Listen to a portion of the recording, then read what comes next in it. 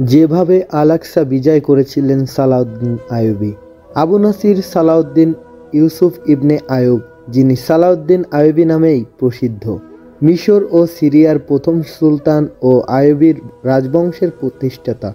অমুসলিমদের মাঝে তিনি সালাউদ্দিন বলে পরিচিত। শামে ইউরোপীয় ক্রুশদের বিরুদ্ধে মুসলিম প্রতিরোধ গড়ে তুলেছিলেন তিনি।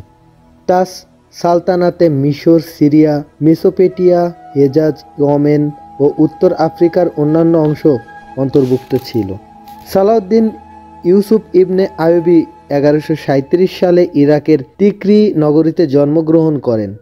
তিনি ছিলেন ইসলামের গর্বিত এক সেনানায়ক, মুসলমানদের প্রথম কেবলা, অসংখ্য নবী রাসূলগণ, সাহাবী ও তাবেঈদের স্মৃতি বিজড়িত ফিলিস্তিনের আল-আকসা জয় করেন তিনি। 1187 সালের 4 এপ্রিল সংগঠিত হিত্তিনের যুদ্ধের মাধ্যমে তিনি সমগ্র বিশ্বে পরিচিতি লাভ করেন।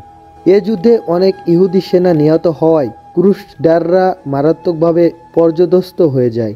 দুর্বল হয়ে পড়ে সৈন্যদের মনোবল, আর আসকালান ও গাজা চলে আসা মুসলমানদের কবজায় প্রিয় আকসা বিজয়ের লক্ষ্যেই মুসলিম বাহিনী বীর দর্পে লড়েছিলেন।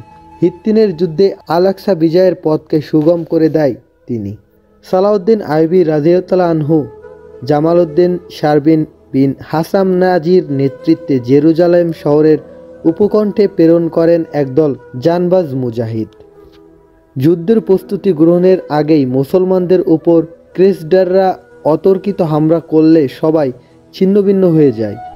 আমির জালাউদ্দিন সহ আরও অনেক মুজাহিদ শহীদ হন সেখানে। সালাউদ্দিন আইয়ুবী এর কাছে এ সংবাদ পৌঁছালে তিনি ভীষণভাবে মর্মাহত হন। শহরে চূড়ান্ত আক্রমণের সিদ্ধান্ত নেন তিনি। দুর্গ রক্ষাকারী বাহিনীর উপর মিনজানিকের গোলাবর্ষণ শুরু করেন তিনি। মুষলধারে তীরও বর্ষণ করেন। গোলাবর্ষণের সঙ্গে সঙ্গে একদল জনবাজ মুজাহিদ সীমানা প্রাচীরের কাছে পৌঁছাতে সক্ষম হয়। তারা 12 দিন জেরুজালেম অবরোধ করে রাখেন। 1187 সালের 29 সেপ্টেম্বর সবচেয়ে বড় বাধা অতিক্রম করেন এবং নগরের প্রাচীরের উপর ইসলামী বাহিনী চড়তে সক্ষম হয়।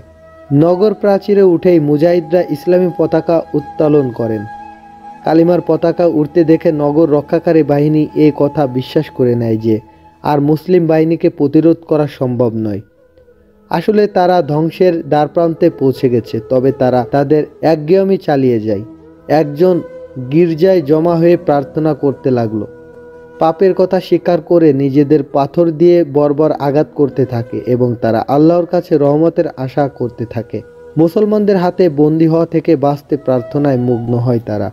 নারীরা বিভিন্নভাবে পুরুষদের উত্তেজিত করার চেষ্টা করে, এমনকি নারীরা তাদের মেয়েদের মাথার চুল পর্যন্ত কর্তন করে দেয়। কিন্তু ক্রুসেডাররা এহেন পরিস্থিতিতে মুসলমান সৈন্যদের উপর আক্রমণ করলে তারা নাস্তানাবুদ হয়ে যাওয়ার শঙ্কায় অস্ত্র ধারা থেকে বিরত থাকে। 26 রজব 583 হিজরি ক্রুসেডাররা সালাউদ্দিন আইয়ুবীর কাছে নিজেদের অস্ত্র সমর্পণ করেন। 27 রজব 583 হিজরি শুক্রবার মুসলিম উম্মার একটি স্মরণীয় দিন। বর্বর ইহুদি ও ক্রুসেডারদের হাত থেকে মুক্তি পেয়েছিল নবী রাসূলদের প্রিয় পবিত্র ভূমি ও আমাদের প্রথম কেবলা আল-আকসা বাইতুল মুকাদ্দাস।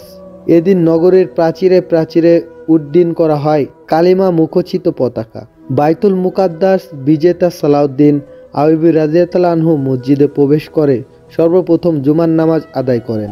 আল্লাহর দরবারে শুকরিয়া জ্ঞাপন করেন।